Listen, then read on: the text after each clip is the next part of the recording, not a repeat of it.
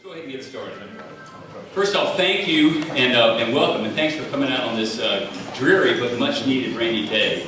My name is Eric Johnson. I'm the Vice Chair of the Smart Beginnings group here in Charlottesville. And as we looked out over the audience, I noticed a diversity of folks from CEOs to elected officials, folks from the school system, parents, social services providers. We're all gathered here with one end in mind, and that's how are we going to improve our children's educational experience. And is there any topic that's as timely and as high interest as the state of education in America today? I don't know if you all have noticed, but in NBC, there's the Education Nation broadcast going on. We've had Waiting for Superman, this super documentary about the challenges facing folks from the inner city in education. And I promise you, we did not have this to coincide with that, but it's much welcome press.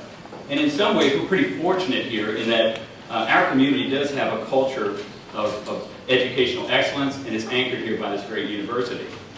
However, you all are undoubtedly aware in the global arena, our educational rankings are beginning to slip, and that's got some potential serious consequences for future competitiveness in an increasingly interconnected world.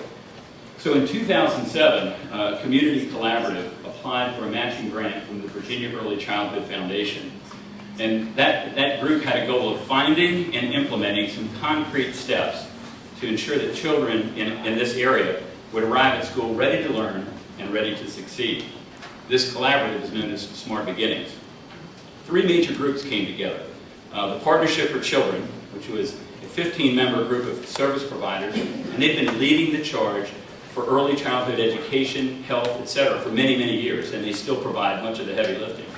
The United Way, which made the grant application on behalf of the Partnership for Children and provides the program management and is the fiscal agent and provides some needed infrastructure. And then the Leadership Council. It's a group of 30 business and community leaders who were brought together to help make these changes all possible. In 2008, a set of goals were established, and from these goals, 3 work groups evolved. The 3 work groups have active volunteer folks from all across the cross-section of the community, and they're listed above. Workforce and Quality Child Care, which is headed by Liz Mason from LexisNexis. This group focuses on improving access to and quality of child care in our community. The Measuring School Readiness Group, headed by Mike Chin from SNL, and we'll talk a little bit more about that later, which was focused on creating meaningful measures of school readiness in our area. And then the School Community Partnerships Group, headed by Valerie Long from Williams-Mullen, which is focused on strengthening the transition from kids from pre-K into kindergarten. Fortunately, we've enjoyed some successes as well.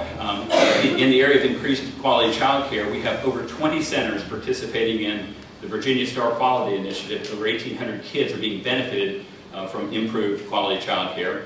And State Farm and Virginia National Bank stepped up to the plate and provided some Star Quality Awards. First year was last year for educators and staff in our preschool community. We've served over 400 families with school readiness skills, education, and training.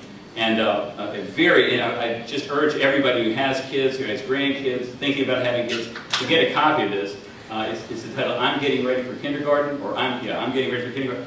If you're a parent, you needed this. We didn't have this when I came up, and it certainly is great work.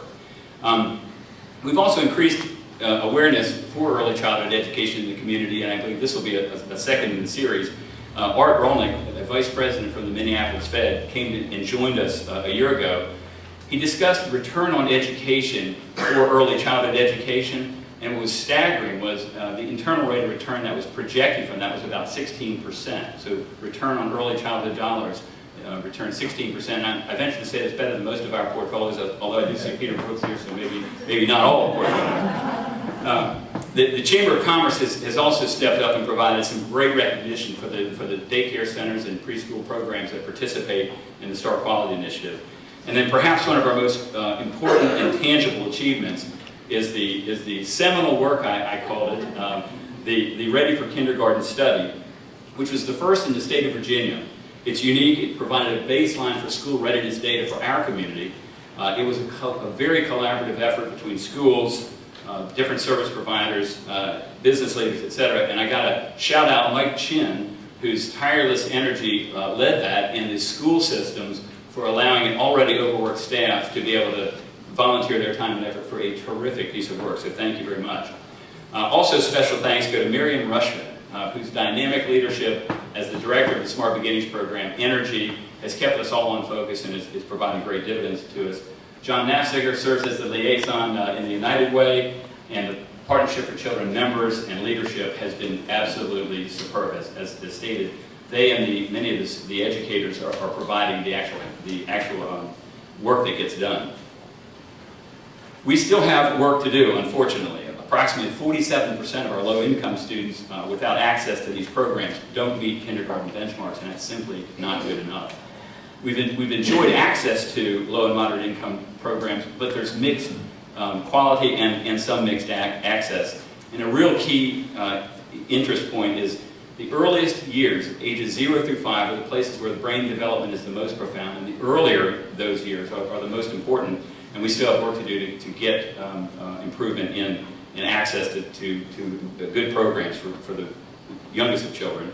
We want to continue to make sure in an era of constrained investment, we need to make sure we are making investments in early childhood education, because that is obviously where the return on investment is the greatest.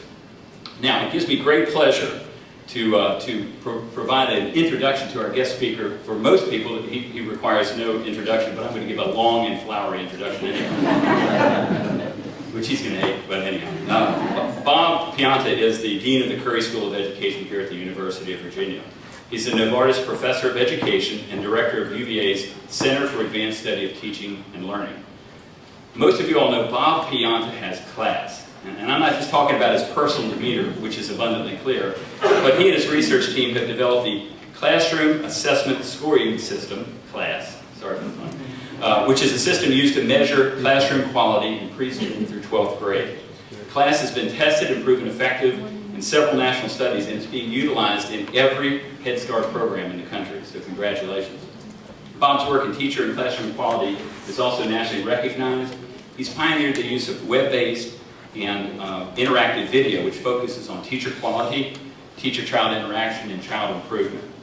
He was featured in Malcolm Gladwell's New Yorker article, Most Likely to Succeed, which explores what it takes to identify and develop successful teachers, comparing the process to scouting for future professional quarterbacks or savvy financial advisors. Bob was also asked to provide recommendations for public education for the Presidential Transition Team in the fall of 2008. And in his recommendation, he writes, "Good teachers are the key. If we want to improve our students' learning, we need to improve the quality of teachers and of teaching. Research conducted here at the Center for Advanced Study of Teaching and Learning at the University of Virginia shows that only about 30% of teachers really hit the mark in terms of offering students the kind of stimulating, challenging, and engaging experience that fosters learning." We're also fortunate to be in Bob's house, his new house, the new and improved and impressive Bavaro Hall here at Curry School, and to hear his perspective on what it will take to ensure that our children start school ready for success. As a national expert in the early childhood education, he's published more than 350 scholarly works and is the lead author on several influential books on early childhood and elementary education. Lesser known is the fact that he got his start as a special ed teacher, and his children are all products of local public school systems. Bob will share more about what our community would look like if it were truly school ready, and spell out the most important next steps to move us forward. He's a tireless worker, a much sought after speaker, and I'm pleased to say our fearless leader. So ladies and gentlemen, after that flowery introduction, Dr. Robert Pianta.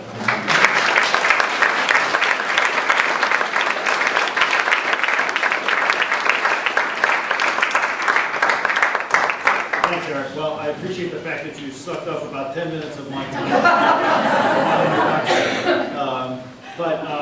Thank you all for coming. It's a great pleasure to be here and to share with you some thoughts about what we might do in this community. I moved here in 1986 from the University of Minnesota, and so much has happened in this community around around education, particularly around young kids, and I've had an awful lot of opportunity over that time period. And, you know, much of what Eric describes in terms of the work we've been able to do, I have to say, is a result of a lot of partnerships with many of you who are in this room and many folks who are not in this room who've worked in the schools and in early childhood settings in this community for a long time. So you all share a part of this presentation. I also want to welcome you all to Bavaro Hall. We are about as excited as a school of education can be to be in what I claim is the most beautiful building for a school of education in the country, and I look forward to a lot of opportunities for you to join us at various events here while we occupy this in the decades to come. So by way of introduction, let's then get into what we hope to talk about today. What I'd like to do is spend some time drawing upon a lot of the scientific advances that have occurred over the last couple of decades. Eric really pointed out a couple of those, you know, in terms of developmental science and what we know about learning in young kids. Certainly neuroscience, our way of imaging the brain, has exploded over the last several decades. We have now an incredible wealth of information about the connection between the economic health of a community and investments that go in on the dollar side and the returns that come out, not only in terms of children's learning and family well-being, but also the dollars that are attached to those outcomes as well. So we've got a lot of work that's been done in the economic side of what we'll talk about. And then there's just some very good work that's going on in terms of education and working preventively to help young kids and families achieve goals over the long haul. So I'm going to try to draw on some of that work, but not dwell on it in too much detail, but really to kind of move to some thinking, particularly at the local level, about how this science informs how we might form local policies and think about state policies and investments as well. So our aims are really, today will be to try to summarize a little bit about what we know in terms of the landscape nationally and try to tie it locally, talk about impacts, what quality really means, how we can improve quality in the settings that are serving young kids. And then also to talk about work that deals at a more systems level. And Eric talked about the Smart Beginnings collaborative as really just that, a connection between the business community, between agencies, between school systems, and between a lot of private providers as well.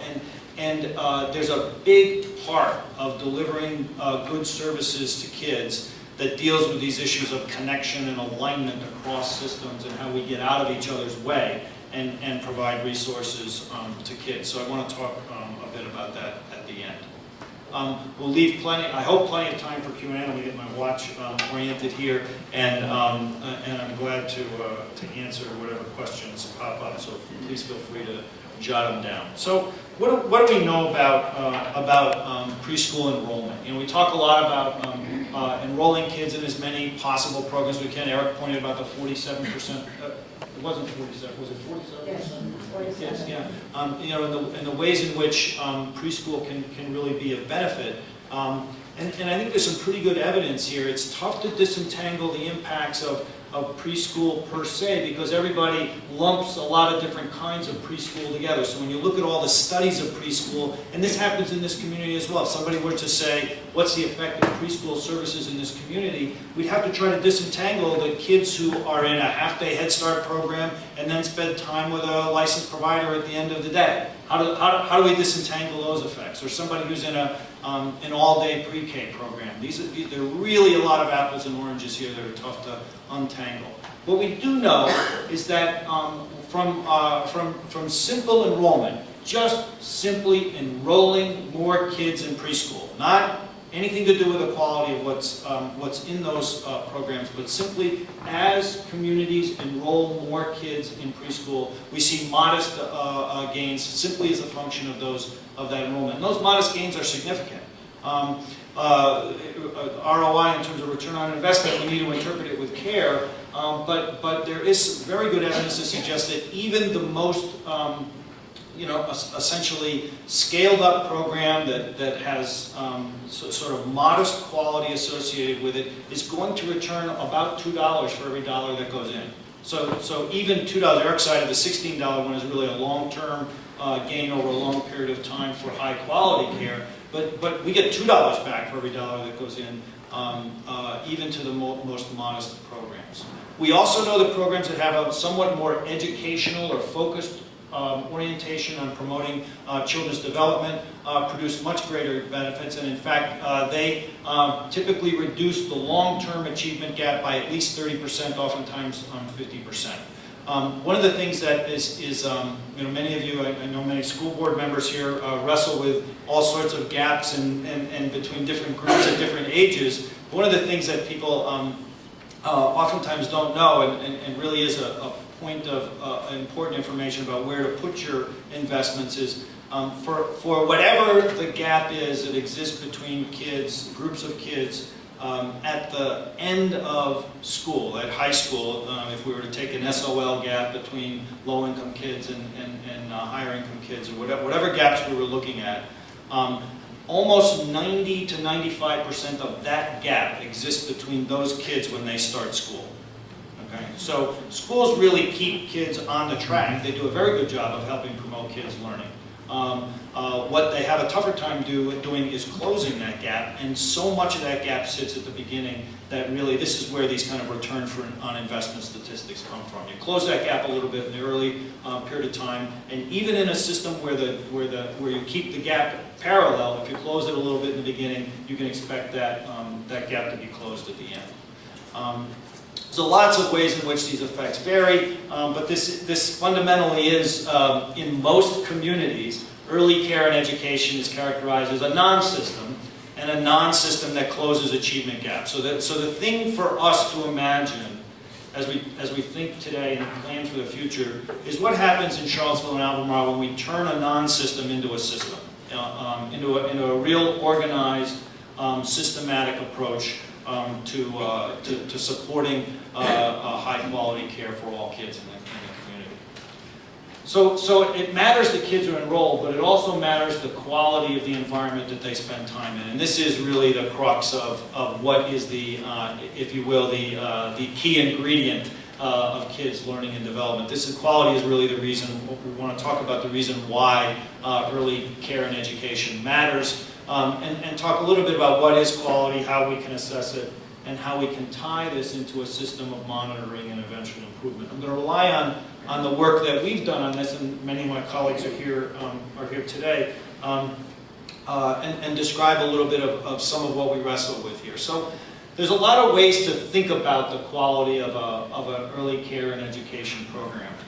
One way to look at this is the kind of structural features of the program. The stuff that goes into the room, the classroom furnishings, the curriculum that might be there, the credentials of the individuals that are in the room that are working with kids, the size of the group that's in the room, the number of kids, the ratio of kids to teachers. We can think of these as kind of structural features of a program. They're the things that if you, many of you I know have worked tirelessly in the state to advance like the VPI program, for example.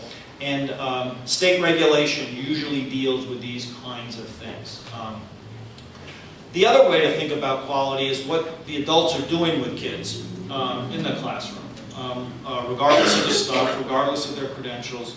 And to think about the ways in which the interactions between teachers and adults, whether it's a credentialed teacher or whether it's a family daycare provider, they'll know that those interactions are responsible for the learning and development of kids. And just to give you the answer before we get to the description, it's really that's the stuff that matters, folks.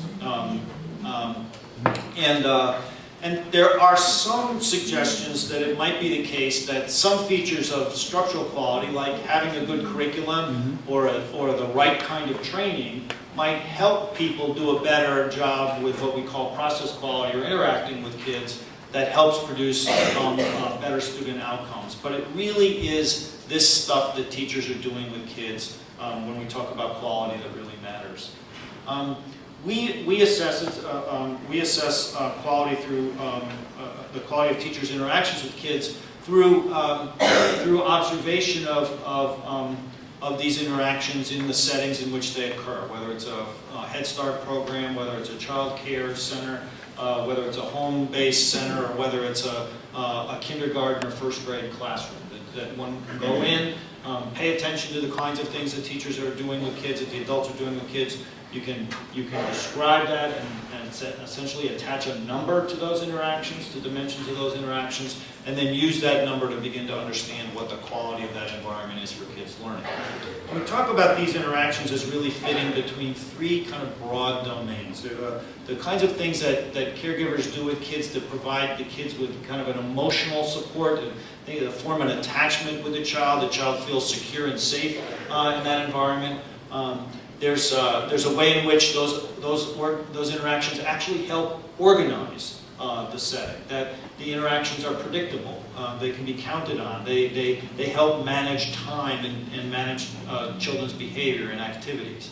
And then there's the kind of ways that we use the word instructional, but it really is not instructional in the way we normally think of it in terms of delivering a lesson, but it's the kind of things that teachers do with kids when they stimulate language, when they stimulate reasoning and thinking, when they give kids feedback. And many of us are aware of the word scaffolding. When teachers are engaging in activities with kids that kind of stretch kids' thinking and performance. That's what we call instructional support. And these three broad domains have been the focus of the work that we've done over the course of the last decade. It's the work we're doing in Head Start and elsewhere across the country. One of the interesting things, those of you, some of you on the school board, I could insert teacher up there, and we have pretty good evidence that these three broad domains are pretty descriptive of what teachers do with kids all the way up through 12th grade, and they're as valuable for 12th graders as they are for little kids.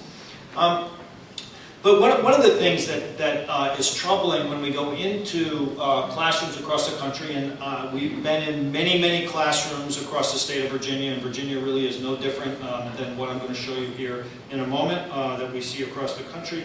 But kids' exposures to those key ingredients of learning that take place between interactions between teachers and kids are really quite varied and in some ways a bit concerning. So this comes from ratings that we conducted in about 4,000 different classrooms in 11 different states across the country, and a few others thrown in for good luck. And this is where we see, if we were to rate these classrooms, when we do the ratings, it's a low rating we would assign a 1, and a high rating we would assign a 7. And you might think of the lower band ratings as low quality interactions, and the middle band is kind of middling quality, and higher quality interactions being there. So the kind of emotional supports that are provided to kids sort of sit within this band between moderate to high, and you can see that there's quite a bit of variation. The way these classrooms are organized, a little less in terms of high quality, but what's really troubling is when we go into to pay attention to these interactions between adults and kids, we see very little evidence of the kind of stimulating, scaffolding experiences that one would want to see in these kind of environments if you were interested in really producing cognitive development. One of the things that we've done is to then say, what are the ways in which these various features of interaction predict to children's learning during the course of their time in a particular setting. And one of the things that we've been able to show, I'll show you this in more detail in a moment, is that you really need to have instructional supports that teachers provide to kids are really key. And that in fact they need to be more in this range before they really start helping foster learning. So what this graph tells us is that the vast majority of environments that kids are spending time in don't demonstrate the kind of interactions between teachers and kids that stimulate cognitive development in the ways that are likely to produce the kind of learning that we would want to see. Okay? Which is not to say that these aren't important as well, they are.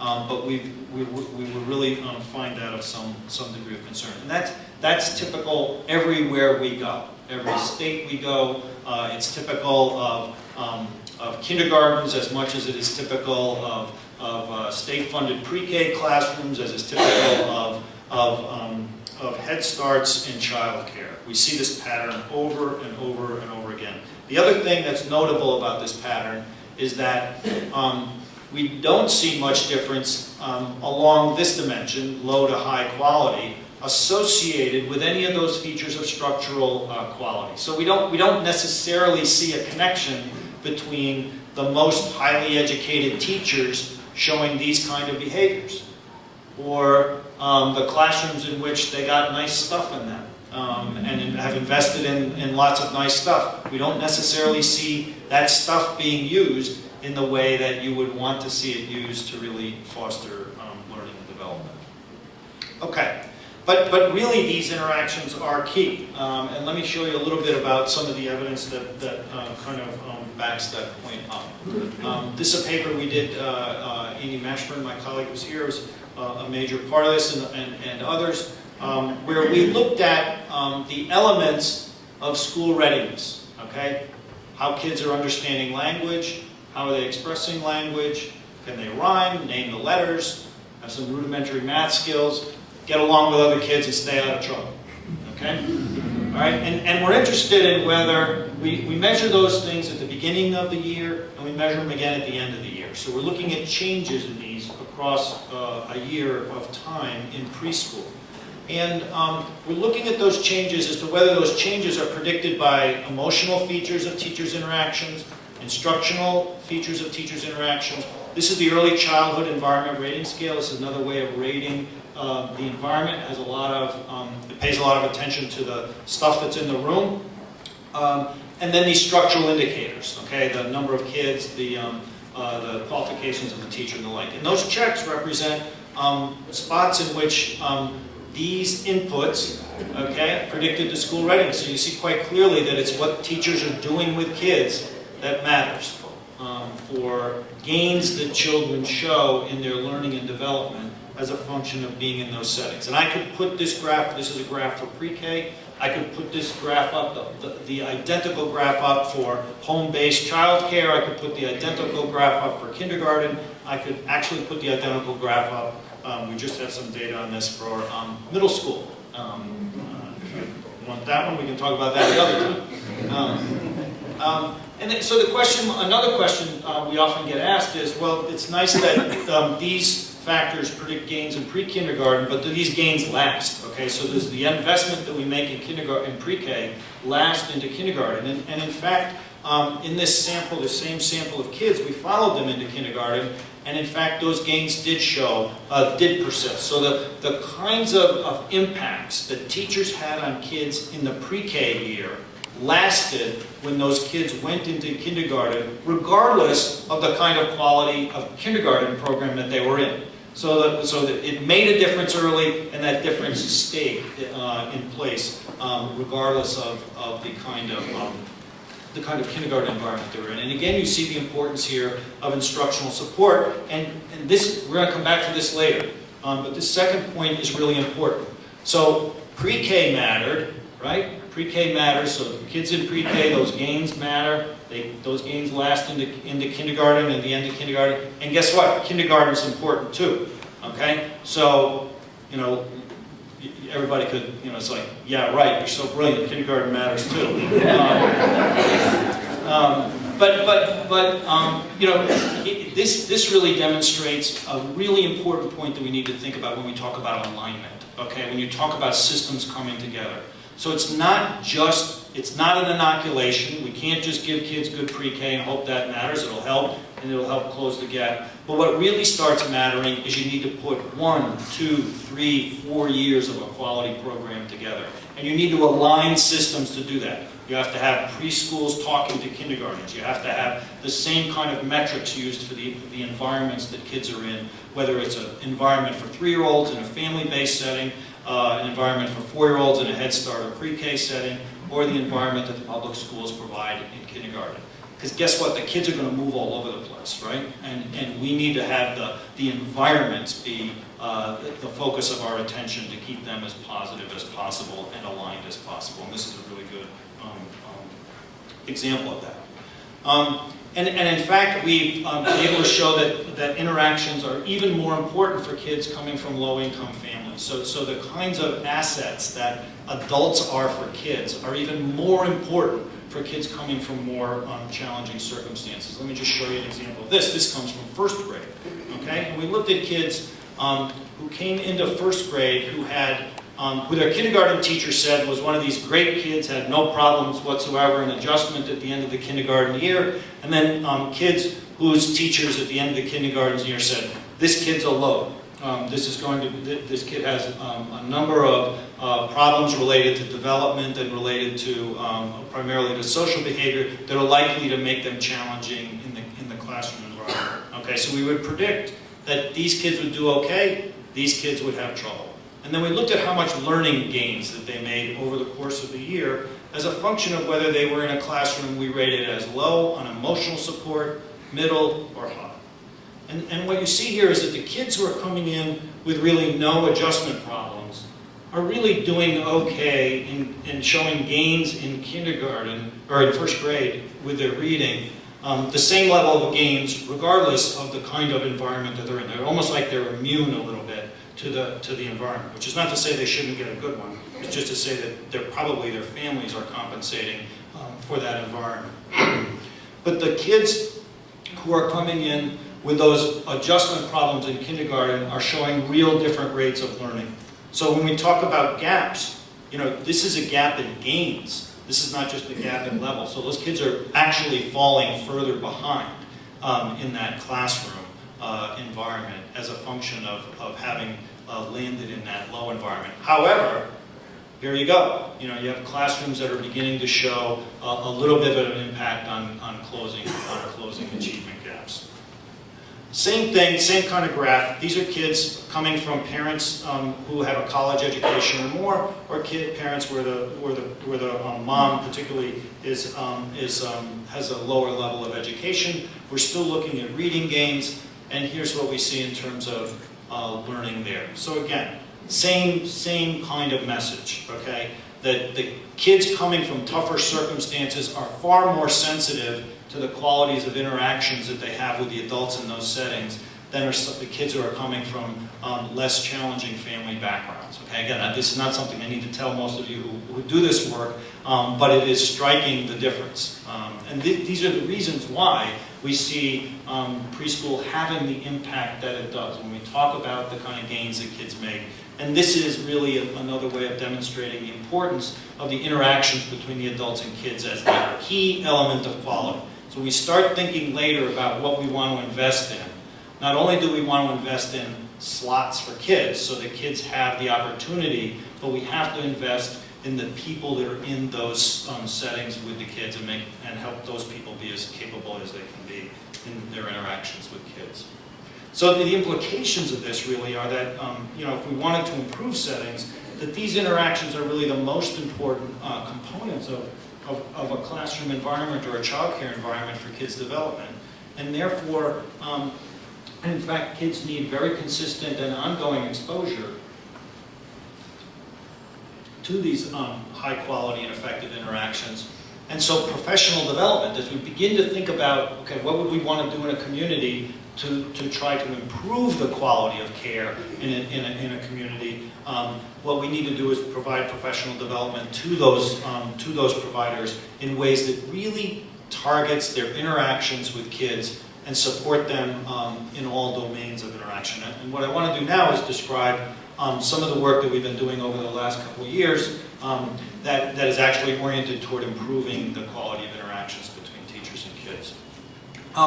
We're very interested in trying to build professional development systems for adults in early learning and care settings that are not one-offs, okay? That are not the drive-by workshop that people go to, they accumulate a couple credits and then that's it. But that are really sustained engagement with providers in a way that help develop their professional capacity so that when we leave, they have the skills and they can carry those skills on with them. So we spend a lot of time on alignment and in connecting the dots a little bit. So what we try to do is to say, we have something that can measure what teachers do and demonstrate the kinds of properties of interaction that teachers are doing with kids that matters for learning. So if you can see it, okay, then the idea is how do you produce those kind of behaviors for teachers at a fairly large scale. And so we do that through a couple different ways. We have a video library that has examples of effective teaching practice that providers can use to model and work with. And we do coaching of teachers and care providers around their interactions with kids. And we've actually gone so far as to say, can we build a college course that might actually do a better job at fostering effective interactions between teachers and kids? And I'll talk about that a little bit too. So this is just an example of a video library. So you know when you say, Bob, that's great, you told us that sensitive interactions are great between teachers and kids. What do you mean by that? And so here a teacher could go, or a professional development person could go and see literally dozens of examples of what we mean by effective, sensitive behavior with, between teachers and kids. And in fact, they would be able to call up a video that had an example of a teacher interacting with kids in great detailed explanation of what this teacher's doing that makes that a very sensitive interaction. And then we also coach teachers, where they send us video. They'll send a coach a video of their interactions in the classroom. That coach will edit that video in a couple of different ways, post that edited video with some comments back to the teacher onto a private website for the teacher to look at. And then that teacher will go to the website and see video of herself with her coach's feedback and comments there. And that cycle repeats itself many times over the course of a year. We tested this, I'll talk in a moment about results from testing this particular model, where we had coaches here in Charlottesville who were working with about 200 different teachers. Actually, it was more like 100, it was 200 altogether. About 100 different teachers all across the state of Virginia. Some teachers in pre-K classrooms in a trailer in Southwest Virginia who never had to meet their coach in any other place other than on the internet. And that the coaching all got done that way. We evaluated this in a study, the study that I just described in Virginia, and we find that teachers who had these coaches where, and I want to make real clear, that we're talking about the kind of coaching that really is very targeted and focused around a common lens for what matters in terms of what teachers do with kids. There's a lot of coaching that goes on in professional development in all sorts of school systems and all sorts of early learning and care settings across the country. And I would argue that an awful lot of that coaching is not particularly effective because it's not coaching around a lens for interaction or a lens for what teachers do for promoting learning that we've been able to show actually does promote learning. So these teachers got better at their interactions with kids. So the coaches helped the teachers get better. And guess what? The kids got better too.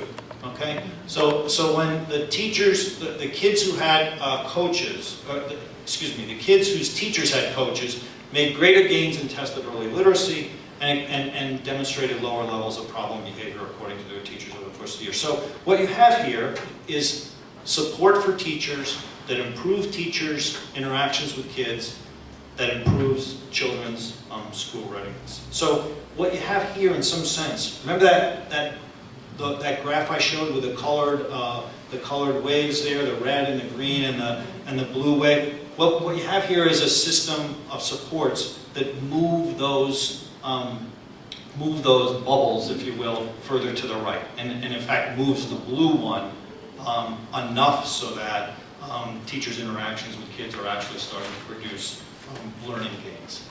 Now, this is just an example. If we graphed teachers' interactions with kids, according to how sensitive those interactions were, from September to June, over the course of the year, the teachers who don't get coaching don't really improve. The teachers who do get coaching improve. Okay, that's, essentially we see this for several dimensions of interaction. And in fact, the gap that we're able to improve them is enough to get those classrooms into the zone of actually producing learning and development for kids.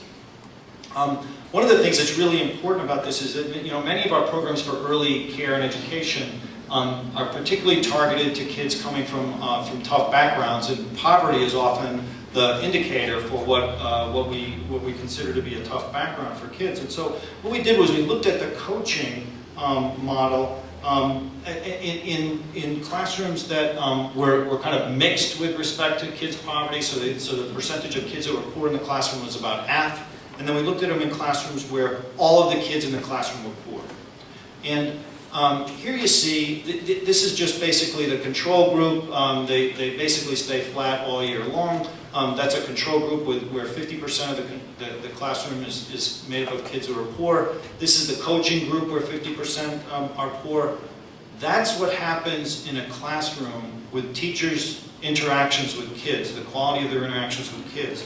That's what happens from the beginning of the year to the end of the year when the classroom is as demanding as a classroom is when 100% of the kids in the classroom are poor. This is a classroom where the interactions, the teachers being coached by us to improve their interactions, and that's also a classroom in which all of the kids are poor. So part of what I want to demonstrate in this rather complicated graph, okay, is that if you don't provide a level of intense supports to teachers under highly demanding circumstances, the quality of that environment erodes over the course of the year. But in that same kind of environment, if you provide intense support for those individuals working with those kids, the quality of their interactions get better. And we know that when the quality of the interactions get better, kids' learning goes up. Okay, so that's just some it's kind of the technical stuff, and it's summarized here on this slide. Teachers who receive this kind of coaching, we can improve the quality of environments for kids, and we can improve it in ways that have demonstrable impact on kids' learning when we pay attention to what the adults are doing with the kids, and when we have a very targeted and organized approach to improvement. Okay. So the kids show improvement in literacy, they show the reductions in problem behavior. These teachers who are in high poverty classrooms, the toughest places to teach, we're able to provide supports that make those teachers successful, and teachers really like this. They report lots of higher satisfaction, motivation as well.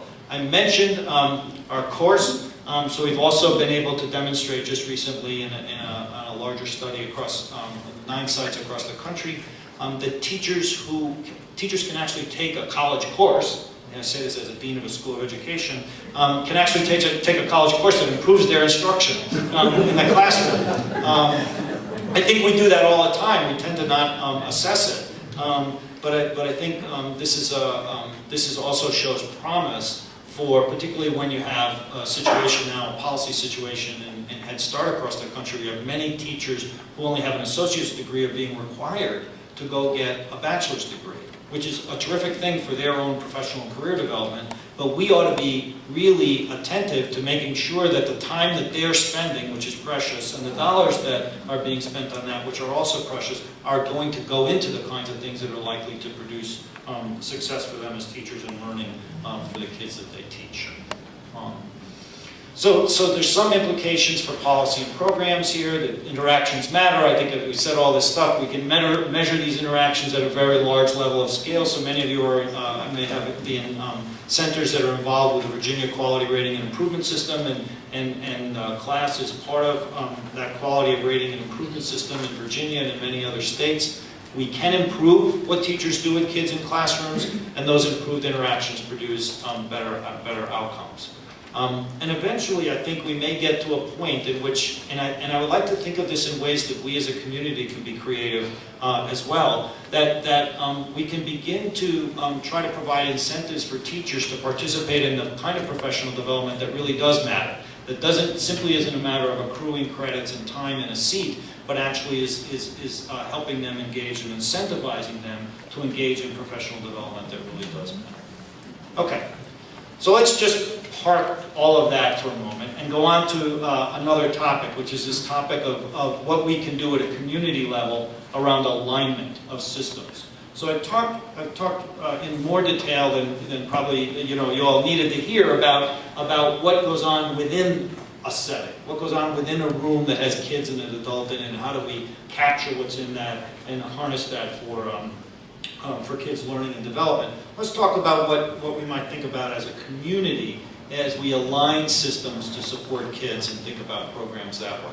And really we're going to think about this in this alignment in the context of transition. You know, that kids go, there's a lot of senders and receivers in kids' lives from the time that they're born to the time that they end up in kindergarten and first grade. So we've got, you know, families and our senders and early care and education environments, our senders and receivers. And so we've got a lot of movement that goes over the course of a kid's life. And I would argue that unless we pay attention to making a kid's experience from the birth to 5, or really birth to 8 time period, as aligned, as consistent, and as high quality as possible, then we actually have systems that are contributing to not producing school readiness.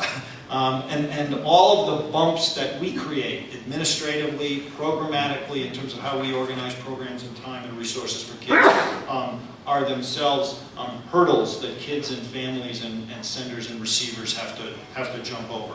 Remember that slide about, you know, it mattered in preschool what a teacher did with a kid, and it mattered in kindergarten what a teacher did with a kid. There's actually some pretty interesting data from both on the early care and education side and on the K-12 side that says it's an entirely different way of looking at teachers' effectiveness. But it really takes 3 years in a row of a high-quality, effective environment, measured in a variety of different ways, so that in that 4th year, if you just happen to land in not a very good teacher's place, you're still going to do all right. You're not going to take a nosedive in terms of your learning and development. 3 years in a row. So we should be thinking about that as we begin to think about how we put environments together for kids, because that's our job. So I think at the community level, we need to be thinking about a variety of different linkages that the community can operate on in relation to curriculum and standards and assessments. So I would argue that you could probably walk around Charlottesville and find any number of literacy curricula that are taught to kids across the span of 3 to 6. That the assessments that are used to track kids progress or to help drive instruction are different. So every time we use a different assessment and every time we use a different curriculum, we may be contributing to another bump in the road unless we've really focused on this issue of alignment. We have a lot of policies and procedures that we need to pay attention to. We talk about how we register kids and how we track records and data. I'll talk about this in a little bit more, but these things are tremendously important. The alignment of administrative policies, procedure, and particularly the alignment of data systems. So again, if I asked in Charlottesville, and Mike has certainly spent more time trying to wrestle with this than anybody else has, but what's the percentage of 3-year-olds in Charlottesville who are in child care or education? What type of child care and education are they in? What's the quality of that child care and education? And boy, do we have an investment in knowing that information. I would argue that no one here can tell us the answer to that for all kids in Charlottesville. Not just the kids who happen to be enrolled in Head Start, but for all kids in Charlottesville. I'm sure we can't answer that. And I'm sure we can't answer it for kids who are 1 and 2 years old. And these elements of a data system so that we know who the kids are. We know the kind of environments that they're in. We know the quality of those environments. We know who is in those environments and what kind of professional development support they need is essential if we're going to actually have a community that closes that gap at the beginning. Otherwise, it's largely rhetoric if we're really serious about closing that gap. So we need to pay attention to those data systems and how we track kids, the quality of learning environments that go on, what kind of professional development, and how are we fostering relationships of families and staff. Here's another example. We know how important it is in programs for young kids to engage the family with the program, so the family has a real degree of comfort about what's going on for kids, and they know how their kid is being treated, and it allows that program to actually have an influence on what might go on at home and help foster some of the stimulation that might go on at home. So having a family liaison person is a tremendous value to a family and also a tremendous asset to a program. But if a kid is moving from year to year to year to different programs, even if those different programs have a different family liaison person, then what are we doing? We're handing off the family to a different family person every time, and they have to reinvent a relationship with somebody every 12 months. Not sure that makes much sense. Okay, we might be able to engineer a different system. Okay, and really when we're talking about these kind of issues about alignment and transition, we're talking about how do we engineer a different system that ensures continuity and quality for kids and for families. In fact, we did some surveys across the country. This is just really a way of characterizing how kids make the transition to school and how families make the transition to kindergarten. We surveyed kindergarten teachers and followed up with families, and we found out that, for the most part, most of the kind of contacts, this is just talking about school now. This is not talking about Head Start or the other kinds of things, but this is an example of what parents experience as they enter school, is mostly generic contacts. You get the letter, show up on this day, bring the backpack filled with these things. If you have personal contact, it mostly happens after school starts. So when is the first, I would venture to say that in most of our schools now, that the first time parents have the opportunity for an individualized meeting with the teacher might be happening now, but it's largely going to happen around that first report card time in November. Well, okay, how long have we waited before we've tried to do some problem solving around what might be supportive interactions for a given kid? And in fact, almost all this stuff happens at school. So we ask all these people to come to school, which is not an easy thing for an awful lot of parents and families. I mean, we do a good job at trying to break down these barriers, but I would argue that we can do better. In the average school system, this kind of contact, again, characterized as a little bit too little, too late, and a little impersonal.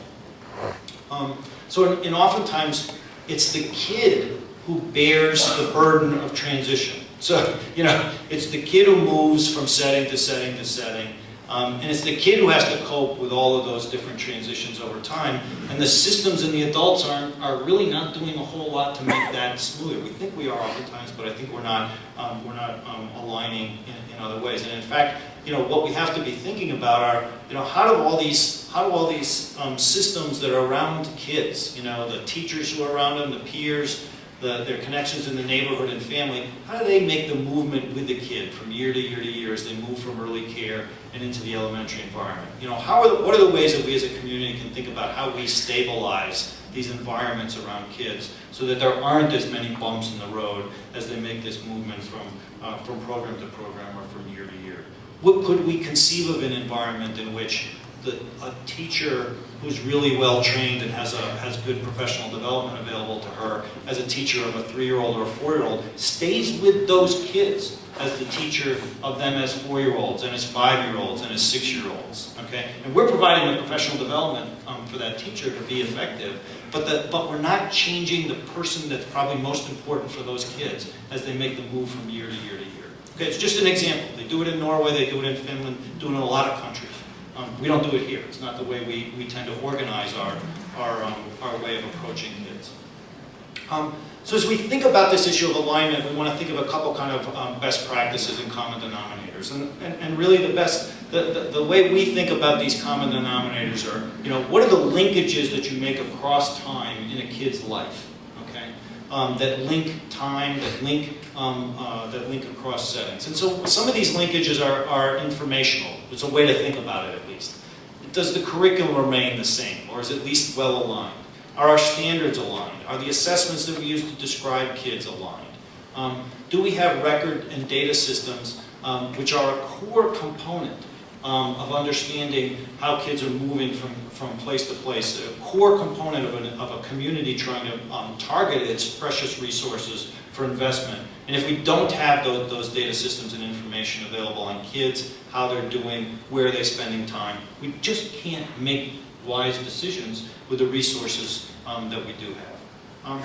What are the linkages that form? What are the partnerships that exist across different agencies? What are the planning groups that exist? What are the collaborations? How are we connecting the people who serve kids in ways that kids remain the focus of their conversations rather than resources and agencies differences. And then how do we ensure that there are quality environments in classrooms for 2-year-olds and 3-year-olds and 4-year-olds and 5-year-olds. So these are the kind of denominators of a system that produces alignment and continuity for kids over time.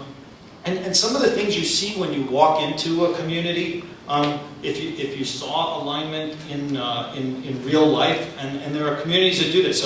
Maryland has done a terrific job over the course of the last decade. It's taken a decade to build a system of early education and care in a lot of their local communities, and even growing now at the state level, in which these things actually happen. If you walked around the community, okay, and you could ask people in the community, what does a 2-year-old look like? What does a child do when they're 2 that makes them likely to be ready for school? So they'll talk to you about language development, social development at 2 years old. And you'll say, well, what does that look like when they're 6 or 7? And they'll talk to you about language development, social development, milestones that kids demonstrate at 6 or 7. That's a known feature of what people understand about development in that community. And then you could ask them, what is it that families do when a kid is 2 that produces those kind of skills? And the parents in that community and even the business people in that community can describe the kinds of things that parents do with kids that produce those kinds of skills. And then you might ask, well, what do the schools do to help 2-year-olds? What do schools do to help 2-year-olds be more ready for school? It's an interesting question. You know, what are schools doing that reach back to 2-year-olds in that community and to understand what they can understand about 2-year-olds, so they're either ready when those 2-year-olds show up, or they're helping backward map their curriculum and their resources into the places that are providing services for 2-year-olds. So there's a lot of ways in which, and communities that do this well are able to identify very clear practices that they're engaged in on these kind of levels. So school readiness becomes a focus of everybody, and everybody understands what their stake is in that game and what they can do to foster that. We see aligned curriculum and assessment data, so we don't see this thing where, you know, everybody's using a different reading curriculum, so that the reading resources that may be put out by pediatricians in the community, in the public or in the public health sector, are different than the kind that the Head Start program is working on. But there's been a connection across the different places that serve kids, so that the common information is going out, so we don't do things that confuse parents and confuse kids. And one of the dangers when a community gets rallied around the cause of something like early care and education is everybody rushes in, okay? And everybody's doing something different. And that's probably not the best way to think about this. But it's much better to think about it as aligned and coordinated. And then there are organizations that occur, or meetings that occur at the community level that are attending to precisely these issues that I talked about coordination, resourcing, data tracking, and the like. A lot of what I think already goes on within this community. I think we do a pretty good job of this here. Lots of times in many communities, this job for transition planning is led by the public schools. Because in many ways, they're the ones that gather everybody when they show up on day one. And so they have a real vested interest in closing that gap as much as possible by the time those kids show up on day one. And so their leadership is really important. And then they typically have an awful lot of weight within the community. And again, that would be something we could talk about in this community, but it's certainly the way it works in a lot of other communities. Getting the key people in, getting the leadership in, and then beginning to do some planning. And what you see when you walk around these communities is you see transition meetings that occur with program staff. You see families involved in those meetings. You see joint professional development. So the Head Start teachers and the kindergarten teachers are going to the same professional development about how to teach literacy, or how to stimulate language development, or how to interact with kids socially. You see lots of record and information sharing, the kinds of things that information about kids travels from setting to setting, so that the receivers know something about what's being sent to them. in terms of the kids' skills and capacities. And we just pay attention to an awful lot of planning and joint work. So fundamentally, I think the point, I'll stop on this slide and we can talk more. What we're talking about here is, how does one begin to develop within a community a system that supports kids? Okay, what are the components of a system that really supports kids so that that gap as in performance that shows up when kids enter school isn't there, okay? And that the schools don't have to honestly do as much heavy lifting to close it for the next 12 years. And this is where that return on investment really comes, is when we can narrow that in some ways. And so, what we really are talking about is an aligned set of curriculum, child assessments, and classroom assessment metrics. So we have this alignment in what is the infrastructure of early care and education from preschool all the way up into the elementary school ages. We have a system in which we have a community in which we can walk around and ask questions about what school readiness is and what you're doing to help it, and a lot of people can answer those questions. We have regular assessments of classrooms, and not just classrooms, but all the environments that kids are spending time in. So it is a routine occurrence that not just the Head Start classrooms, or not just the kindergarten classrooms, but the family daycare providers in the community are provided with an assessment of the environment that's going on and a set of resources that help them get better at producing a quality environment for kids. So we've got everybody looking at the quality of interactions that go on between adults and kids, and common professional development. We have transition plans and links in schools that deal with the issues of transition into these feeder systems. It couldn't be more important to start this process with an investment in an integrated data system, so that we don't have kids that the information collected about kids and made available about kids is as spotty, shoddy, and disconnected as most communities are, because every agency has a different enrollment form, or a different registration form, or a different ID for the kids, or a different assessment, or a different tracking. Some are on paper and some are in computers.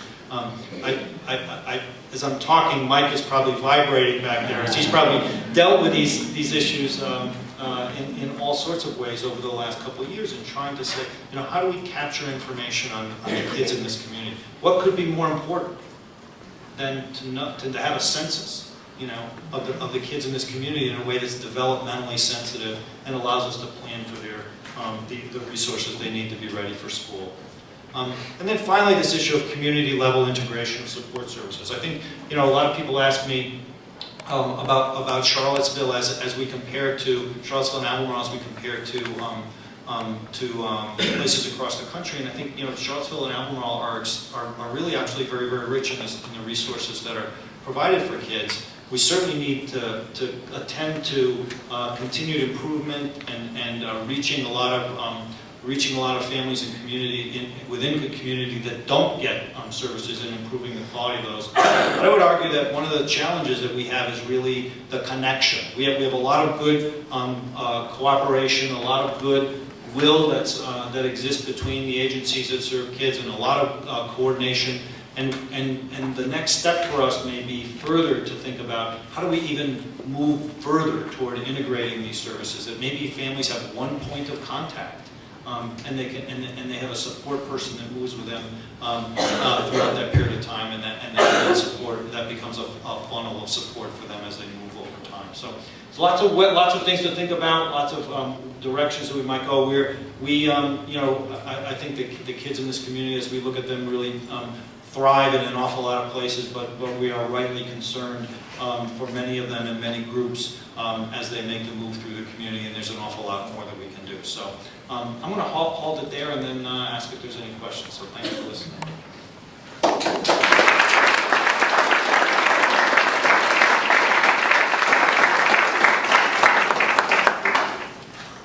Questions? Yes?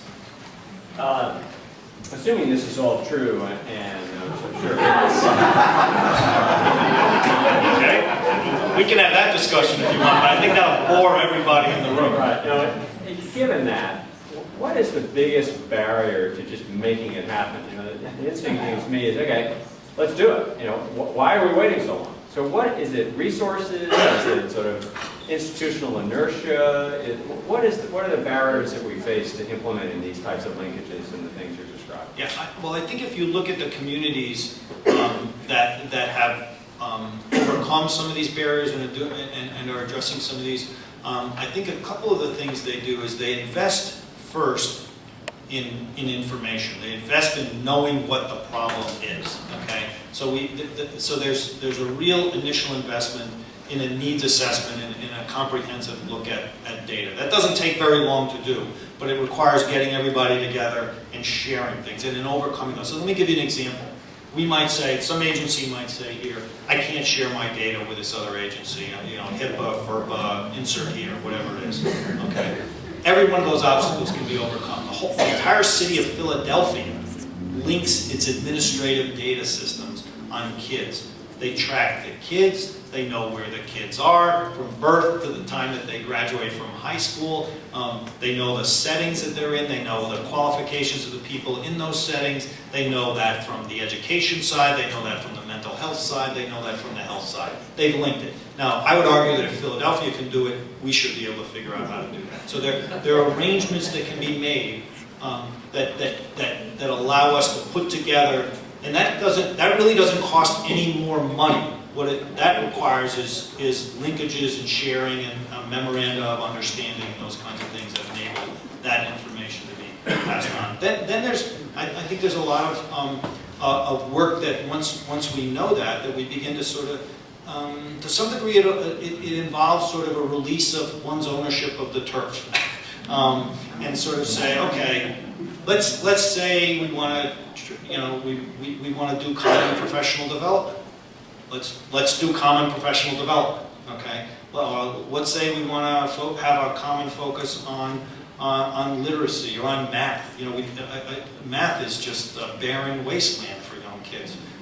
We could do all that. We could begin to focus on math in a way that we probably wouldn't disagree with one another, because I would argue that there probably isn't much of that going on already for most kids. So what are some easy wins that get you moving and get you moving in this level of cooperation and the like? I would say that the resources question should come after we have the information first, because I would venture to say that we're probably, you know, there's probably investments that will need to be made, but we want to make those investments in a way that are smart. And so it's not just a matter of, you know, of adding this or that. So a good example, the coaching that I just described, okay, you know, there's that coaching that we know is effective costs several $1,000s to make it, to help move a teacher along, okay? Now the average teacher in the city of Chicago, the city of Chicago spends $10,000 in professional development money on their teachers. Okay, $10,000. Okay, so you could coach a teacher in something that we know is effective, right? For let's say $4,000 a teacher, or you could spend $9,000 a teacher on stuff that you're not quite sure works. So I think it's that kind of mindset that really would need to be adopted under those kind of circumstances. So I think those are some of the barriers. Yeah. What's your thoughts about, I guess, the research that's saying that if you add rigor at middle school and high school, that would suffice as well as fixing the problem Okay. if you Yep. students in Yeah. advanced classes? Yeah. So yeah, you're really the question is really about, you know, is the investment only early, or can you add some investments late, particularly more rigorous classes for everybody late that would help close those gaps by the time kids end school. There is actually pretty good evidence to suggest that you know, we're talking about those gaps existing in the middle, and they kind of travel in parallel up. And in fact, the middle high school years become a point where there's actually some evidence that the kinds of things you're talking about, more rigorous classes, and we would want to talk about what we meant by rigorous classes, because that's not just drill and kill, but it is a set of activities that are really oriented toward promoting kids' thinking, reasoning, problem solving, that are relevant for kids, that give them some rigor in application of their knowledge in the world, and that those kind of experiences do a nice job of closing the gap. The other thing that is really important for kids, middle school and beyond, is how you design these environments to be relevant for kids. Increasingly, we find kids, you're dealing with this much more than I am every day, but I think we find that kids are being, there's groups of kids that are being turned off by, we have to find a way to make that rigor relevant. We can't just sort of amp up the rigor and figure kids are going to be motivated to engage in it no matter what it is. So that's a whole other set of challenges, but we do know that the investments made there can contribute to some of the gap closing as well. Yeah, I mean, one of the issues is, let's face it, there's no magic bullet early on. That we could have the greatest early care and education programs early. We could help close those gaps so it doesn't inoculate kids from things that occur later. It certainly helps, but it doesn't inoculate them, and we need to attend to these environments and investments at all levels. Yes? Why are we spending so much money on coaching? Are the teachers not being trained? Well, one of the things we know, good question. Okay, so how come teachers don't pop out of places like the Curry School already and raring to go? Okay. Well, one of the things, and it's a really good question. Okay, and I think it's a question that teacher preparation programs have to ask themselves much more. So you're investing, we're saying, you have to invest 4 years with us, and we should be able to be. We should be able to be held more accountable for them being effective in the classroom. But one of the things we see is that, and certainly teachers, there are differences in teachers who come from different preparation experiences in terms of how they interact with kids and are effective with kids. And most of those differences, are attributable to a variety of things, but one of them is how much experience that they've had supervised in the classroom already as part of their professional preparation. And in fact, what we find is that for teachers, no matter whether they're rookie teachers or teachers who have been in the field 15 years, they all benefit from coaching. They all get better. Okay. Every professional athlete in the NFL right now has a whole bunch of coaches that are working with them to make them better.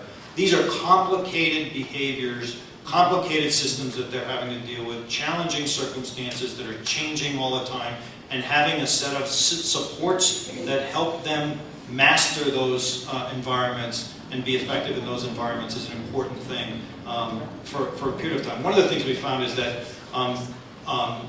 a coach for a year, okay, helps a teacher get better over that course of the year, and that there's some suggestion that carries into the next year in some cases. So, you might think of a way in which you would invest for a year or two in a coach, but you don't need to be coached every single year. I think this is what we're trying to sort out right now. Some people are trying to do research on this. I wish I had a better answer for you. But it's a very good question. Yeah. In the way of trying to move the blue bell curve to the right, what are some of those measured dimensions or factors that you were talking about in that instructional interaction that need to get better? What would we be able to say, this is good or not? Yeah, so if you were to look in that blue curve and you wanted to move that forward, what you see teachers do, so an example of this would be, let's say I'm working with you on a puzzle, okay? You're 4 and I'm working with you on a puzzle, okay? And part of what I'm doing is I'm labeling the colors of the pieces while we're doing this, so you're learning some of that. I'm listening to the kinds of labels that you use, and I'm repeating those labels back to you, and then I might use, because you might say, that shape, that's a funny shape, and I might say, yeah, that's a square, okay? And a square has 4 sides. So I'm stretching your conceptual understanding of the task. The task isn't just taking this thing and plugging it in there, okay? But it's learning something about that. Or you might have a hard time doing it, and I figure out a way to help you do that by maybe offering a couple suggestions and hints that get you to do it, and do it successfully, and you felt like you did it even though I probably gave you an awful lot of help on it. And then I might also provide you feedback so that I wouldn't just say, oh, good job, okay? But I'd say, oh, look what you moved the thing closer to the hole that time. Or I wonder what would happen if you moved it this way.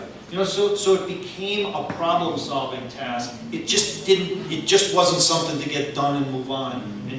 And one of the things we see over and over again, and again, this is not just 4-year-olds, this is all the way up the food chain, that teachers who spend time on these reasoning, problem-solving, conceptual elements of instruction, that's where kids are really benefiting the most in terms of achievement, whether the achievement's tested on standardized tests or whether it's tested in other ways too. Feedback mechanisms for kids typically in most classrooms are very rote. So I would sit there and I'd say, nice job, let's move on. Nice job, oh, you got that wrong. And I wouldn't even tell you how to help get it right. You know, so there's a roteness to it. And again, this is one of the challenges of being a teacher when you're sitting there with 20 kids. Okay, that's not an easy job. And that's where a coach can help a teacher see how to do that, practice how to do that better, and get better at it. And then the coach can leave and go help the next person. So it's stretching kids' thinking and understanding of their performance and their skills that is really yielding at that. Yes? Along the lines of that question, one of your slides mentioned in communities where this is done well, you could talk to people in the community and they tell you what they're doing, you can talk to families, they tell you what they're doing, you can talk to schools and tell you what they're doing. I'm sure that's an oversimplification and it's a lot tougher than that, but I'm wondering, you know, if they can summarize it that way, the parents, the community, et cetera, is there some sort of authoritative resource that you were just describing? Here are the things that you ought to be doing, you know, in the school and as a family member in the community. Yeah, exactly. No, so it doesn't happen by accident. Right. It's actually a public, it's a media campaign that, in fact, the program in Maryland is a great example of this, where the agency in local communities that was funded to do this had a set of media, DVDs, print, that they saturated the different constituencies with about their role in this. You know, so you would see in the pediatrician in the free clinic, or the private provider, you'd see the same pamphlet across there that described what you as a parent can do, or these are what your kids will do. You know, we have elements of that here. We have a lot of elements of that. But that's the kind of thing. There's a central entity that creates, distributes, and manages that essentially media campaign. So that's the message that you see on the public transportation, for example. I guess as a follow-up, what I'm asking is, what's the source of that, though? I mean, The source of the information? Yeah, is there some sort of widely recognized? Yeah. This is sort of, I mean, Yeah. So you would, for health, you would, without going into great detail about this, but there are multiple sources about all these different things, what parents do for kids that foster development, and it really is a matter of, you know, choosing one or choosing two, cobbling together the one that looks good for you. The state does actually a pretty good job here with some of these issues around scaling kids' performance and describing kids' performance. So it's a matter of an agency kind of pulling those resources together. There's a great website called Pathways. I could give it to Miriam. Yeah. That actually has a lot of these resources on it. So. Yeah, actually, one of the probably best resources we have is the Virginia Early Childhood Foundation for this kind of information. Yeah. Bob, you referenced the Swedish or Scandinavian model where the teachers stay with the kids for a period of time. Has that always been true? Is that something that our United States is looking at too? Are the kids more homogeneous better? Are there disparities that we have? Yeah. So there's a lot of differences between us and Norway and Finland in terms of the demography and the variety of kids that are, the heterogeneity of kids and their background that come in. This notion of staying together has been part of their design and understanding of education for a long period of time. So, they view education really as the job of the adult. And there's a cultural appreciation for the role of that adult in keeping that stable. So in some sense, those cultures look at social development and relationships between kids and adults as kind of the drivers of learning. And so they organize their system to preserve that while other things change. They're less homogeneous than we think they are, particularly in the cities, but they are more homogeneous than we are. Yeah. But there are a lot of places in the country that are beginning to experiment with what a lot of schools call this looping, where kids stay with the same teacher, particularly in the earlier grades. There's models right now that are being promoted for building kind of pre-K-3 schools where these are the case, that the teacher might stay with the kid over a period of multiple years. One of the things that these teachers describe routinely is the lack of behavior problems in kids after a while, because you kind of work it out. Other questions? I saw, I'm sorry. Go ahead. I was going to say, I saw one of your slides, neuroscience, and Yeah. I was just wondering, where do you see the possibility to infuse more of the cognitive learning skills, particularly as I think about learning RX and some of the work that's going on for closing achievement? Yeah. So one of the things to be careful about is over-interpreting the neuroscience evidence. Okay. So I think there's, Eric mentioned it. The literature on brain growth and brain development and the early brain development. So one of the things we're also learning is that the brain keeps growing. We should all be glad for that. The brain keeps growing over time. So there's still maturation development that occurs. And we really, most of the brain science, and its applicability to education they're not very well connected. Okay, so we haven't mapped the brain in a way that matches on to how you teach multiplication. We don't know that. Okay, we haven't mapped the brain in a way that tells you how to promote reading comprehension. We don't know to make that direct link. So I think we have to be very careful. What we do know about the brain is it's much more plastic than we thought it was.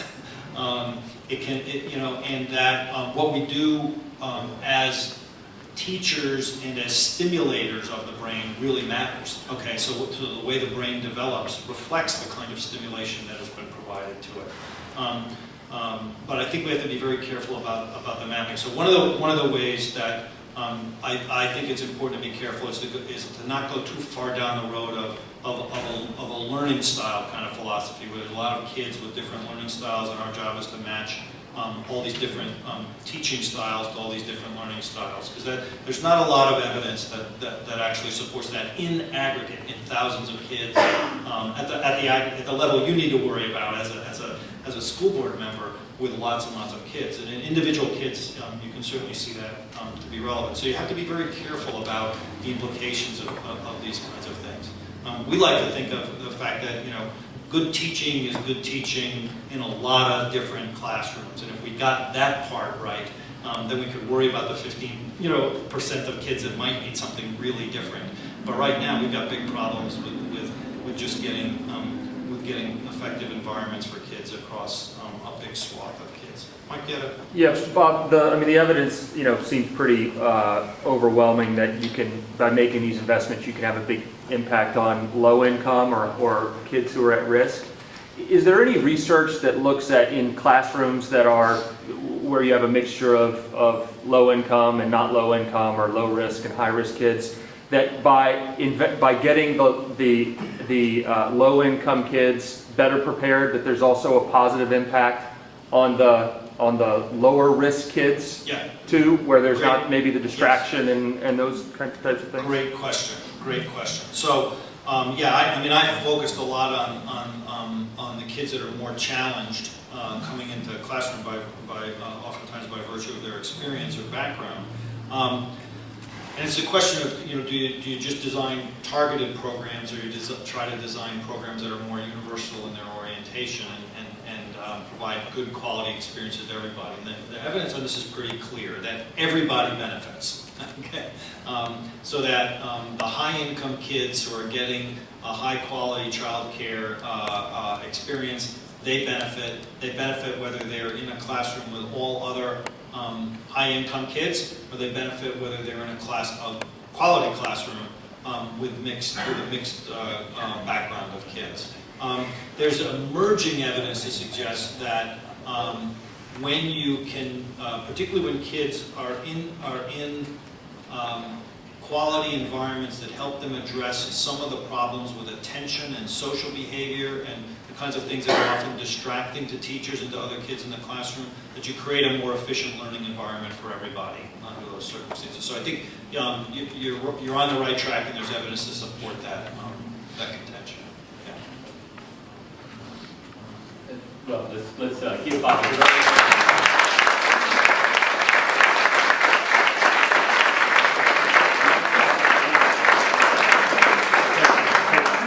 Smart Beginnings is not a high-budget operation, so there's not much room for honoraria.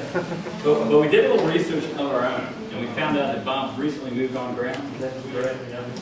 And we need this research to continue at this level, so we've invested in some earplugs. So there's ready to work in the morning. And we also found out that, and it pains my heart to say this, he's a Yankees fan. But we're going to hold that against him. And one of the things Miriam found was the ABC's book for a Yankee